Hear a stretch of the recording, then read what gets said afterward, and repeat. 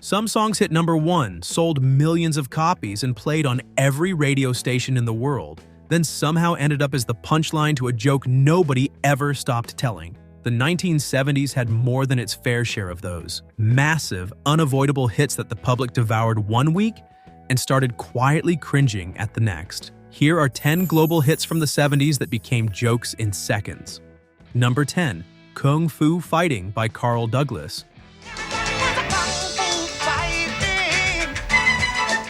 The story of how this song came to exist is almost funnier than the song itself. In the summer of 1974, Jamaican-British singer Carl Douglas was booked into a London recording studio to lay down a serious ballad called I Want to Give You My Everything. Producer Biddu had planned the whole session around that track. They worked for over 2 hours, took a break, and then realized they had about 10 minutes of studio time left and nothing to fill the B-side. Biddu asked Douglas if he had any spare lyrics lying around. Douglas rattled off a few ideas, and one of them was a novelty piece he dreamed up after watching teenagers outside a Soho arcade mock fighting to music, doing exaggerated kung fu moves in time with the beat. He'd looked at his friend and said, "Everybody's kung fu fighting." Biddu chose it on the spot, made up a melody, deliberately exaggerated every comic sound effect, the grunts, the haze, the swooshes, because he figured nobody listens to B-sides anyway, so why not have fun with it? They recorded the entire thing in 2 takes. The whole session lasted 10 minutes.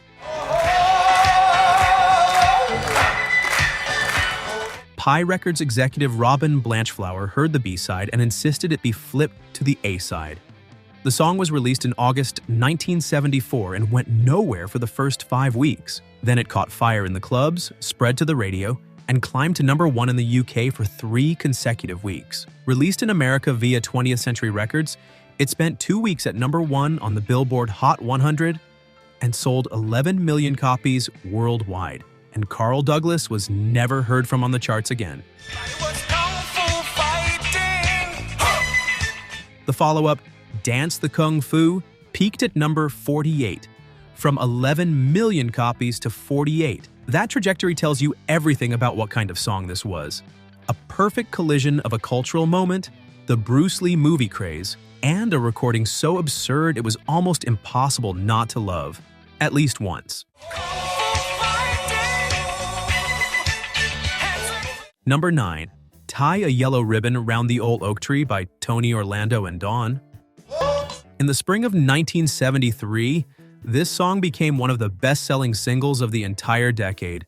It spent 3 weeks at number 1 on the Billboard Hot 100, reached the top of charts across Europe and Australia, and sold roughly 3 million copies in the United States alone. Writers Irwin Levine and L. Russell Brown based it loosely on a folk tale about a prisoner returning home and asking his loved one to put up a ribbon as a sign that he was still wanted. Tony Orlando and Dawn recorded it in a single session, and it went on to become one of the defining pop hits of 1973. The mockery arrived almost immediately.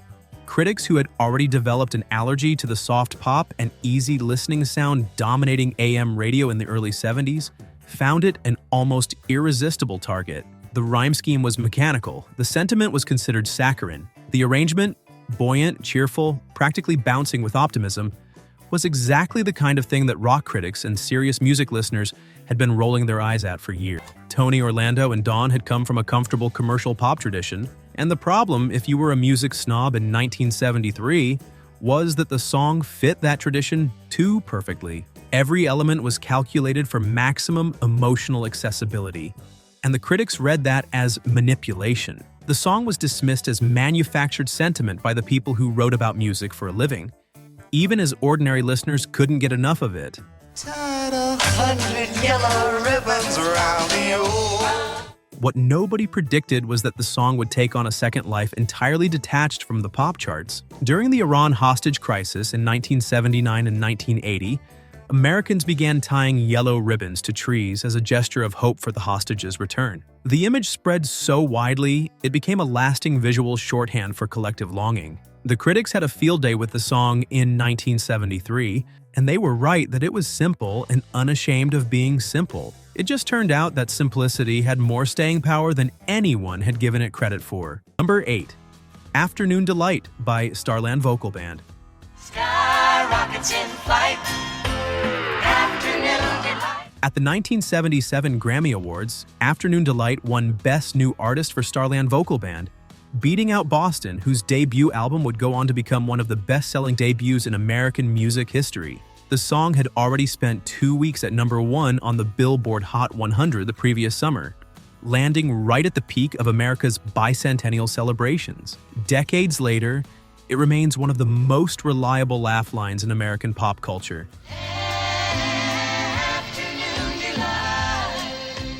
Bill Danoff, who along with his then-wife Taffy Nevert had previously co-written Take Me Home Country Roads with John Denver, got the title from the happy hour menu at a Washington, D.C. restaurant called Clyde's. The section was called Afternoon Delights and listed items like spiced shrimp and hot brie with almonds. Danoff spent the better part of 6 months building a song around that title.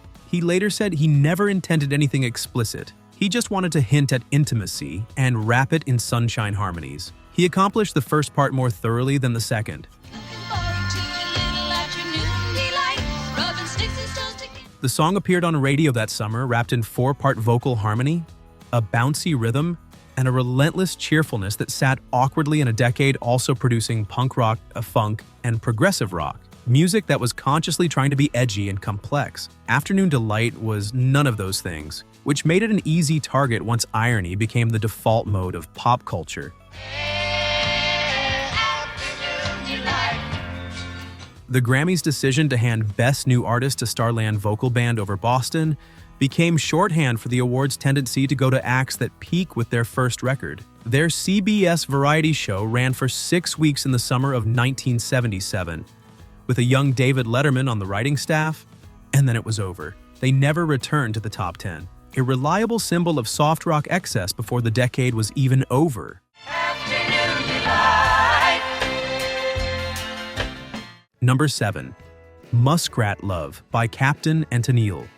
Looks like Muskrat Love. In July 1976, Captain and Tennille performed this song at a White House dinner honoring Queen Elizabeth II. The song choice drew criticism from guests in attendance. Tony Tennille responded that only a person with a dirty mind would find anything wrong with a gentle song about 2 muskrats. That exchange tells you almost everything about where Muskrat Love ended up in the cultural record. Singing and jinging a jangle. The song was originally written in 1972 by Texas singer-songwriter Willis Allen Ramsey under the title Muskrat Candlelight. The band America covered it in 1973. Captain and Tennille heard it on their car radio, fell for it, and eventually recorded it for their 1976 album Song of Joy.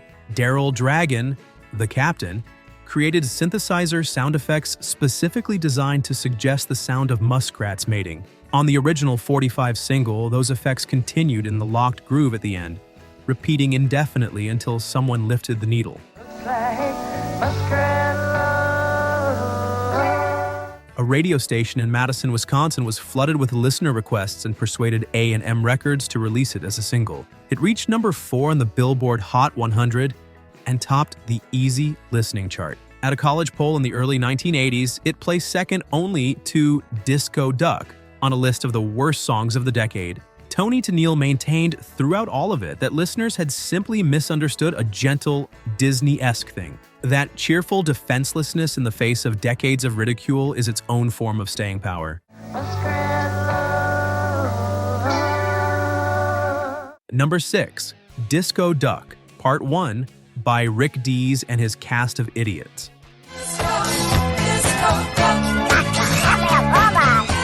In October 2011, Rolling Stone asked its readers to vote for the worst song of the 1970s.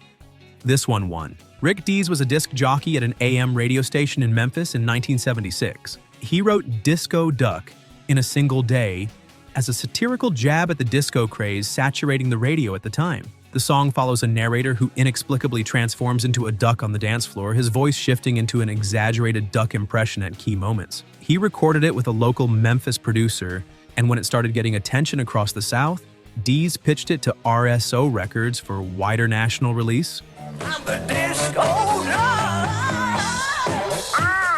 It hit number 1 on the Billboard Hot 100 on October 16, 1976. Spent 4 more weeks at number 2, stayed in the top 10 for 10 weeks total, and sold over 4 million copies, earning a platinum certification, one of the earliest ever awarded to a single. The People's Choice Award voters gave it a prize. The Memphis station where Dees worked refused to let him play it on air, citing conflict of interest concerns. When he casually mentioned on air one morning that his song might reach number 1, his station manager fired him on the spot, 5 days before it actually did. The follow-up, Disc Gorilla, about a disco-loving gorilla, peaked at number 56. Dees went on to a long career as a nationally syndicated radio host, so the record did what it was supposed to do as a career launch vehicle. But the problem with Disco Duck as a comedy record is that the humor requires some affection for its target, and by the time the critical history of disco was being written, nobody wanted to be associated with any of it. A novelty song about disco ended up carrying the reputation of an entire decade on its back, and not a flattering one.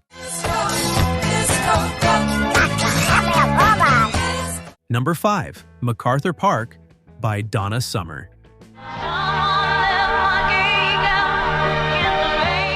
The story of MacArthur Park begins not in the 1970s, but in 1968, when songwriter Jimmy Webb and actor Richard Harris released the original version, a 7-minute orchestral pop epic about a failed love affair built around images Webb had actually observed in the real MacArthur Park in Los Angeles, including a cake that had been left out in the rain during a period of wet weather. The song peaked at number 2 on the Billboard Hot 100 and spent years earning the reputation as one of the most bewildering hits in pop history, beloved by some, considered deeply absurd by others.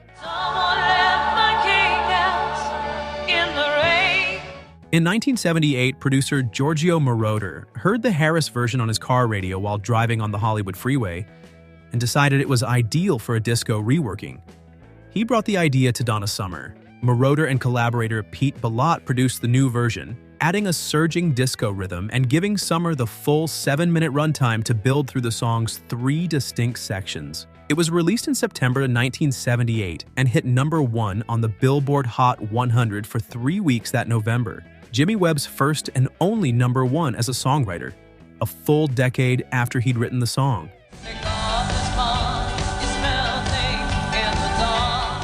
The mockery followed both versions for years. Humorist Dave Barry put the Richard Harris version at the top of his book of bad songs, then later apologized to Webb in print. The song appeared in the 1988 film Beetlejuice as a form of comic torture inflicted on the ghost played by Michael Keaton. In 2024, Beetlejuice opened and closed with Summer's version, giving it yet another generation of listeners who couldn't quite decide whether to laugh or sing along. Webb has always maintained that every image in the song came from something he literally observed in the park.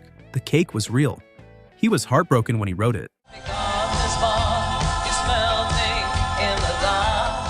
Number 4, Y.M.C.A. by The Village People.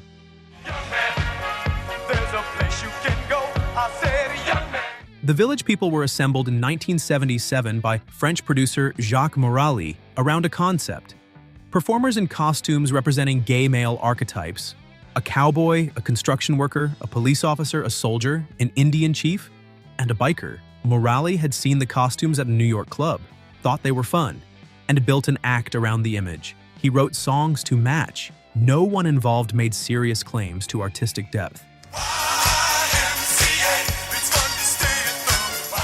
Y.M.C.A. was released in October 1978, reached number 2 on the Billboard Hot 100, topped charts in multiple European countries, and sold somewhere between 10 and 15 million copies worldwide. The album it came from, Cruisin', was a major commercial success. Critics dismissed the Village People as campy kitsch, a disco group designed for maximum novelty value and nothing more. The group made no serious claim to depth, which made them easy to laugh at, and plenty of people did.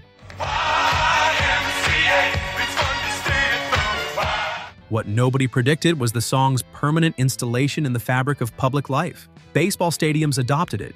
Wedding DJs put it in heavy rotation. It became the default crowd participation song at sporting events around the world, played during breaks in the action so that audiences could spell out the 4 letters with their arms. Politicians used it at rallies. The arm movements became a default expression of collective celebration, so automatic and so universal that they outlasted every musical era surrounding them.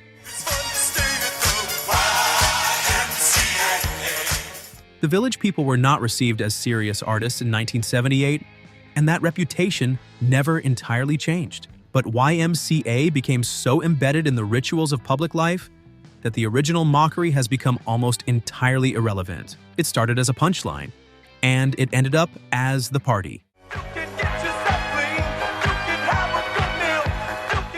Number 3. Seasons in the Sun by Terry Jacks.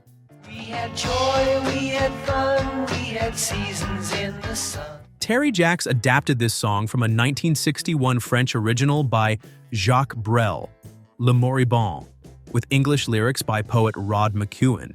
Jacks had originally planned to record it with the Beach Boys, who passed on the project, so he produced it himself. The song, narrated by a dying man saying goodbye to the people he loves, reached number 1 on the Billboard Hot 100 for 3 weeks and topped charts in Canada, the United Kingdom, and across Europe. It sold approximately 14 million copies worldwide, making it one of the best-selling singles of the 1970s. We had joy, we had fun, we had seasons in the sun. The backlash was swift and specific. Critics found the song overwrought, a maudlin, sentimental treatment of death that favored weeping over insight. The arrangement was considered gloopy. Jacks's vocal delivery, earnest to the point of breathlessness, was not what the more jaded corners of music criticism wanted to hear. The song's enormous commercial success made it an easy symbol of everything serious rock fans thought was wrong with the pop charts in the early 1970s. Too soft, too safe, too transparently engineered to make people cry. Part of the problem was what had been left behind in translation. Brel's original Le Moribond was not a gentle farewell. It was darkly funny, almost caustic, narrated by a man on his deathbed who was furious because his wife had been having an affair. McEwen's English adaptation stripped out the bitterness entirely and replaced it with warmth, transforming the emotional register in a way that critics who knew the Brel original found impossible to forgive. Those who didn't know the original just found the whole thing too much to take seriously. Jacks never had another significant hit. The song became one of the decade's most dependable punchlines, and it has remained one ever since. We had joy, we had fun, we had seasons in the sun. Number 2. Billy, Don't Be a Hero by Bo Donaldson and the Haywoods.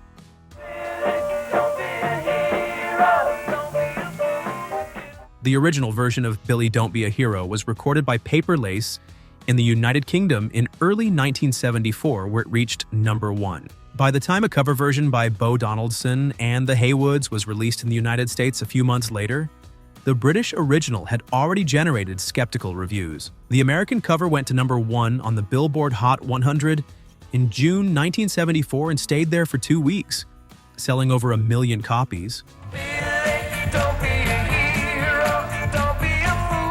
The song tells the story of a soldier named Billy who goes off to war, is begged by his fiancée not to volunteer for dangerous missions, does it anyway, and doesn't come back. The narrator receives a letter informing them of Billy's death and throws it away. It was released at a moment when American attitudes toward the Vietnam War had curdled significantly. And for some listeners, a song about heroic sacrifice carried uncomfortable overtones given what was actually happening overseas. For others, the problem was simpler. The arrangement was too lush, the outcome too predictable, and the emotional arc felt too obviously engineered from start to finish. Critics found the dramatic structure mechanical.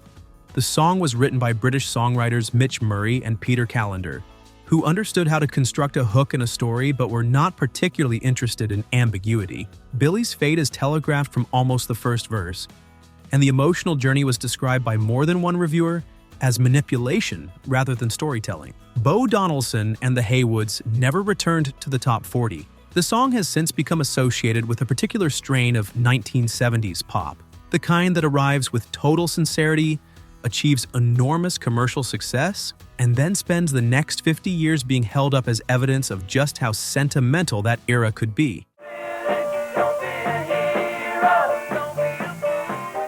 Number 1.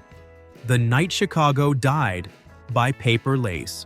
I heard a pray the night Chicago died. In August 1974, Paper Lace reached number 1 on the Billboard Hot 100 with a song about an imagined gun battle between Chicago police and Al Capone. It sold over 1 million copies in America. The narrative was vivid, the chorus was catchy, and the whole thing sounded like the opening scene of a gangster film. When a man named Bone tried to make the time zone.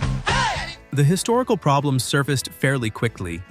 Capone's operations were centered on Chicago's South Side. The song places its fictional battle on the East Side, which doesn't exist as a neighborhood in any historically relevant sense. The nature of Capone's relationship with Chicago law enforcement bore no resemblance to the Hollywood shootout the song describes. Murray and Callander, the British songwriting team behind both this and Billy Don't Be a Hero, had a gift for constructing a hook around an American setting without particular concern for what that setting actually looked like. Chicago residents noticed.